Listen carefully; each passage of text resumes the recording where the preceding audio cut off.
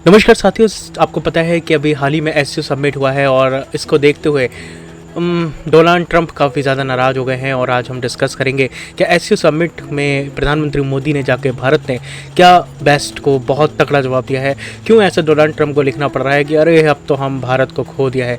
अब Donald Trump को थोड़ा सा समझ में आ रहा है, शायद ये ट्वीट जो इतने दिनों से आग बबूला होकर घूम रहे थे, शायद ये ट्वीट बता रहा है कि वो अब धीरे धीरे लाइन पर आ रहे हैं और भारत की विदेश नीति को ये समझाना आता है कि कैसे किसको लाइन पर लाना है। देख सकते हो डोनाल्ड ट्रंप का tweet, looks like we lost India and Russia to deepest darkest China, may they have a long and prosperous future together, President Donald Trump. तो आइए जानते हैं इसके बारे में कि आगे की क्या रणनीति होने जा रही है। और हम ये भी जानेंगे कि जब 26 से ज़्यादा देश शामिल हुए थे चाइना के मिलिट्री परेड में, तो आखिरकार भारत ने वहाँ से क्यों विड्रॉ कर लिया।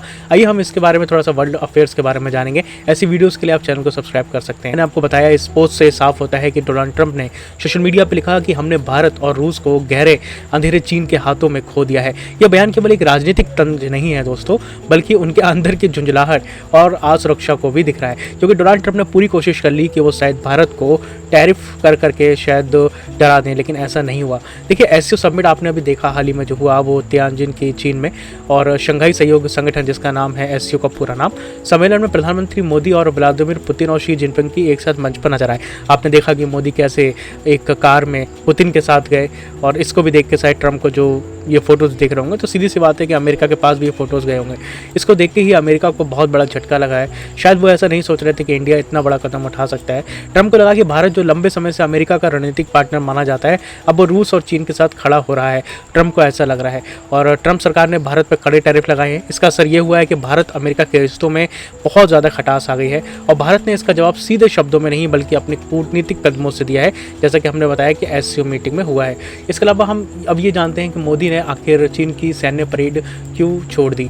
तो देखिए, इसके पीछे कई कारण है। देखो, भारत की चाहे शुरू से ही कोई भी सरकार रही हो या चाहे भारत के पहले प्रधानमंत्री हों, सभी ने ही हमेशा से ही किसी गुट में रहने से मना किया है। तो भारत अभी भी भले ही चाइना से बहुत फ़ोटो खिंचा रहा है साथ में या फिर पुतिन के साथ है, लेकिन उतना ही ज़रूरी हमारे लिए अमेरिका भी है और जापान भी है। क्योंकि अगर कभी चाइना जब आउट ऑफ कंट्रोल होता है तो हमें इनकी ज़रूरत होती है। तो हम पूरी तरीके से जापान और ना ही अमेरिका पे डिपेंड हो सकते हैं, ना ही पूरी तरीके से चाइना और रूस के फेवर में जा सकते हैं। हाँ, हमारी दोस्ती रूस के साथ ज़्यादा अच्छी है, लेकिन फिर भी हम कभी भी किसी भी अलायंस में शामिल नहीं होते हैं।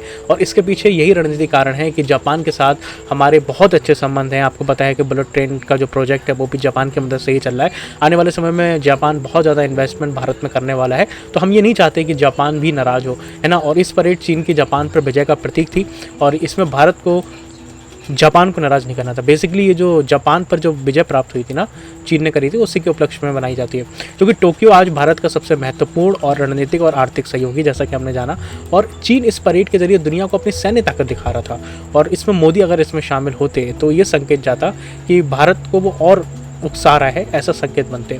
तो ऐसे एससीओ में शामिल होकर भारत ने ये तो दिखाया कि हम किसी से पीछे नहीं हटने वाले, चाहे वो कितना भी टैरिफ लगा रहे, चाहे डरा रहे, लेकिन ये भी नहीं संदेश दिया कि हम किसी एक खेमे में हैं, है ना।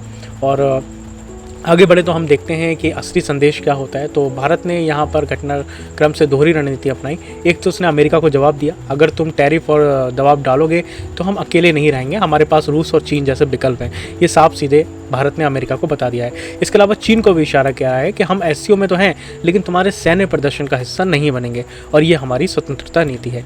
तो ऐसे में अगर हम निष्कर्ष निकालें तो ट्रंप के चिड़ और बयानबाजी इस बात का सबूत है कि भारत का अब कद बढ़ रहा है, केवल एशिया में ही नहीं बल्कि वाशिंगटन तक इसे महसूस किया जा रहा है। और एससीओ सम्मेलन से भारत ने ये दिखा दिया कि अब यस मैन की तरह किसी एक शक्ति के साथ नहीं चलेगा, बल्कि भारत अपने राष्ट्रीय हितों के हिसाब से ही फैसला लेगा।